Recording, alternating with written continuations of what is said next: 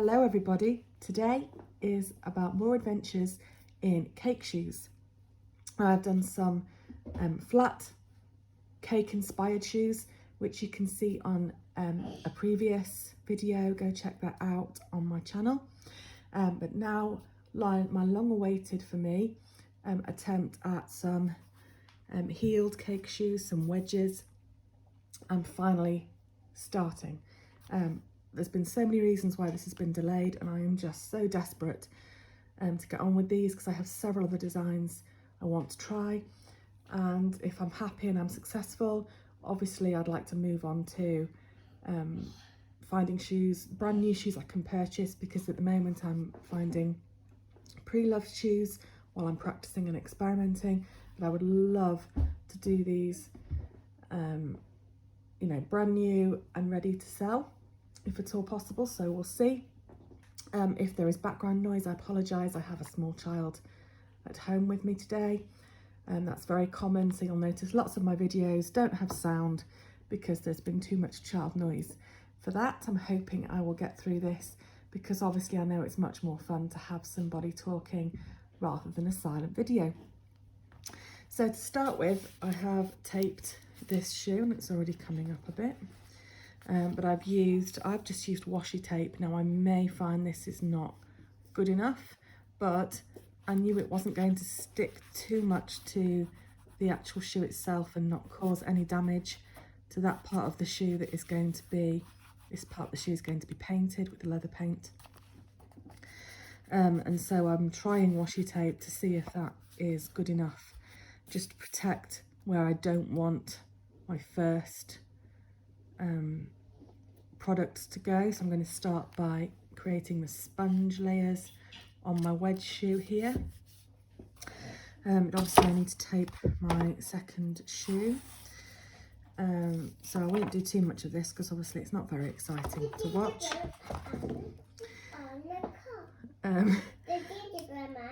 But we're just going to tape this around here to create, this will be where the icing filling goes after we've done the cake section.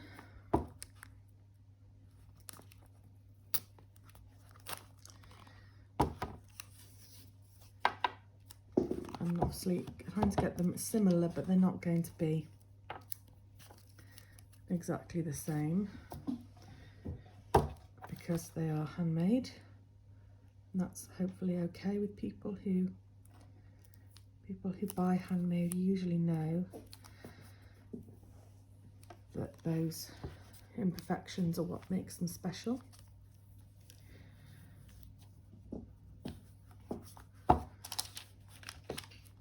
I'm just trying to get it roughly straight.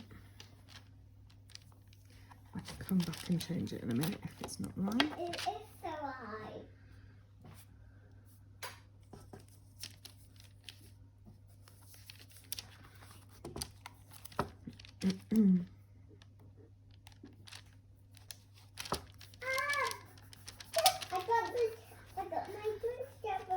Yes, but hopefully you get the idea, and you can see that on this pair I'm trying to be sympathetic to the shoe, and I've taped around where the heel, the natural shape of the shoe tapers into the heel, and then around the bottom to protect that side bit of the sole here.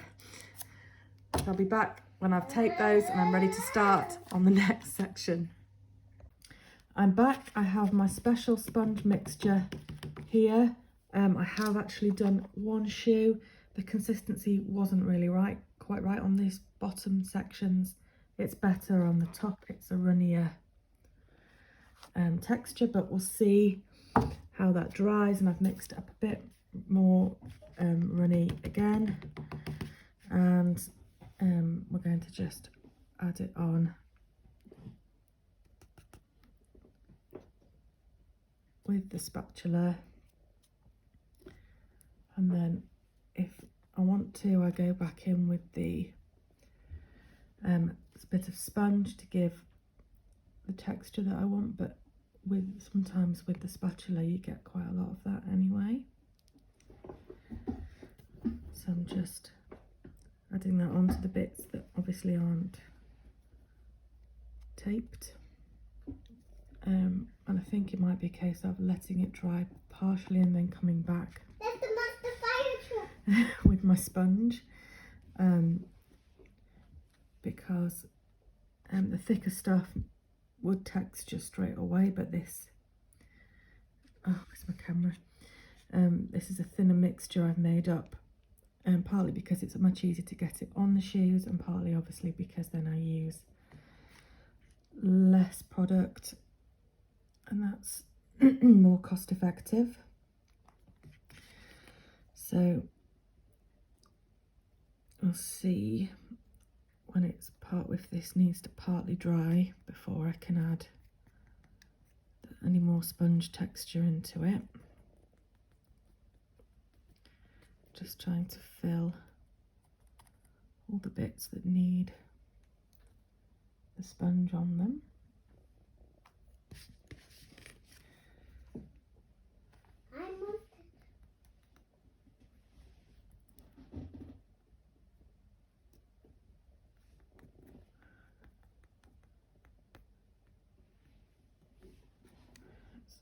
Interesting question is, I'm not entirely sure how thick I want it or how thick it needs to be.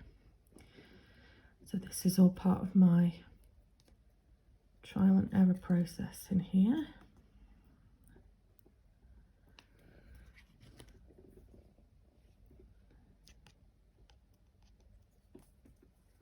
I've had the lights a bit funny this morning. It's bright, but it's cloudy as well, and I've got various different windows at various different angles, and the light keeps changing.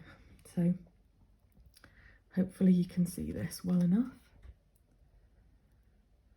So I think I'm going to, probably give this, I'm not entirely sure, we'll have to see how it goes, but maybe 20 or 30 minutes to kind of dry, start to harden, and then come back in with my sponge so that it's kind of less peaky and more kind of spongy textured. As you can see, I've sort of done it on this one. Oh, I missed a bit there. This is going to be the pain, making sure I've not got any gaps, because I won't want to come back and mix extra product just for tiny bits that have been missed.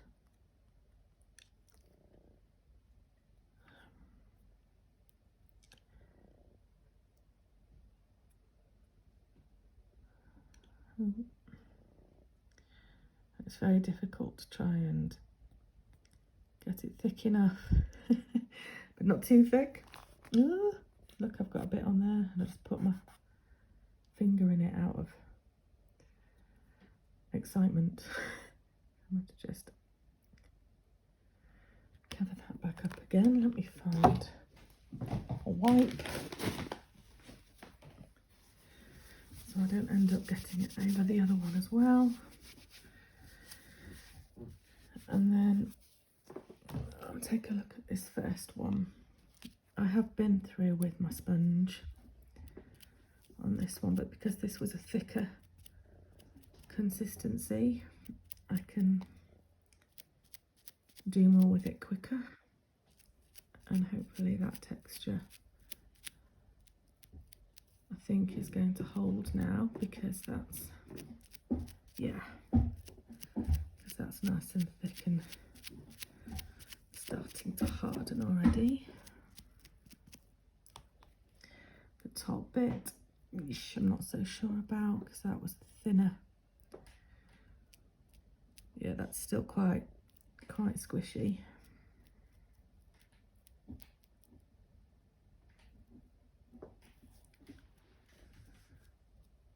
But it's probably okay just for that bit. And then when that has completely hardened, I will be cutting the tape away and taking that out. If that works successfully on the first shoe, I'll be back to show you on the second one. So the icing in here is going to be smooth and flat as if you cut your slice of cake, so I'm not going to use a piping tip to add any texture. I'm just going to pop it on straight and flatten it down. Sorry about that, I had to nip off. You can see I've spread my icing through the bottom of the two. I'm going to do it again for you so you can see if I can keep my myself in camera. Just tend to do about half of the shoe at a time, because obviously I don't want to kind of, if I pipe right round, it'll probably drip. The nice thing about this is that you actually don't want it to be too perfect, because when you've cut a cake open, your icing isn't perfect.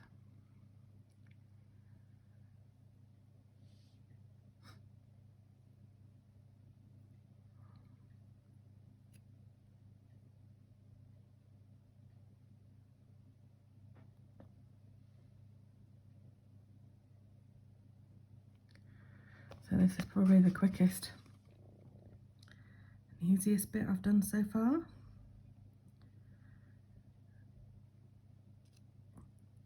It's always quite satisfying to see some quicker progress. We need a bit more there.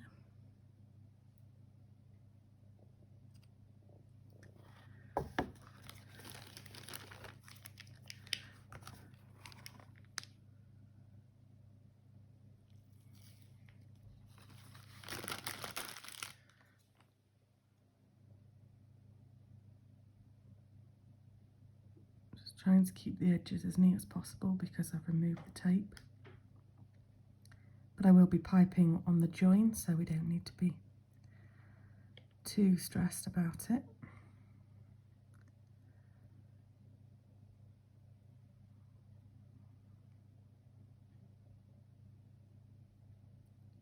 And I'll just go back and even things out a bit.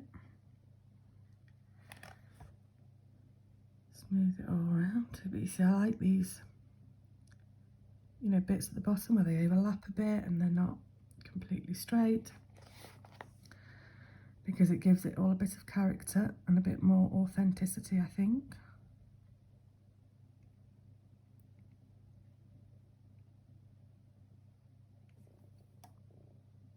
And this is where I think I probably should stop now, otherwise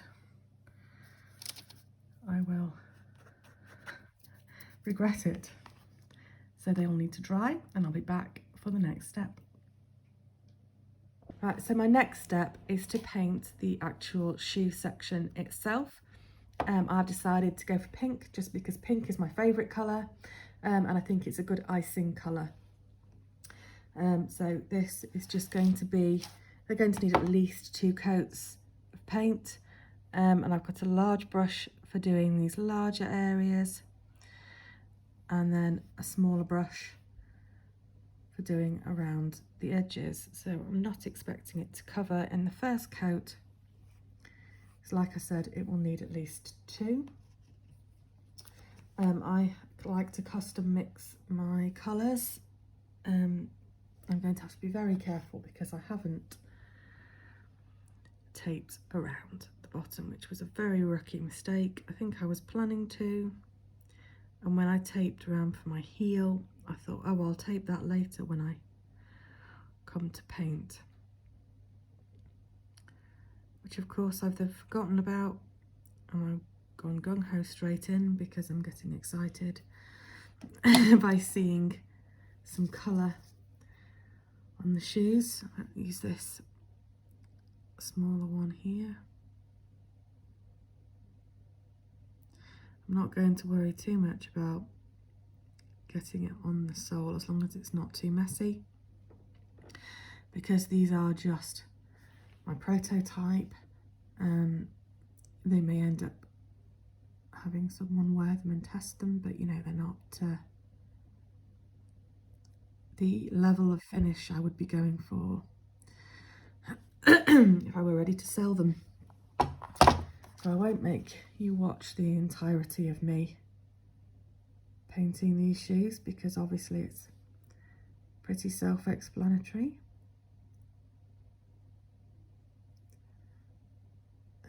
But I will show you when they're done before we go on to piping around the top. But as you can see from the streaks there, you know, it will need at least 2 coats, possibly more. So I will update you when we're done.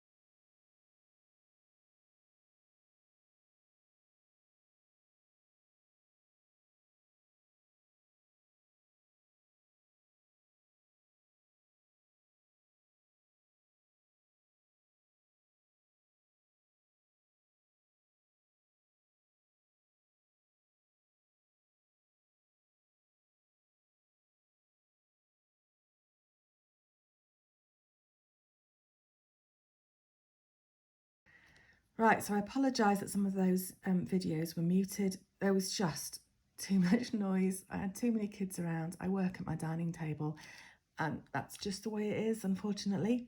But obviously here are the finished shoes, as you'll have seen at the end of the rest of the video. I did, to update you, 3 coats of paint and a sealer layer before I went on to my piping.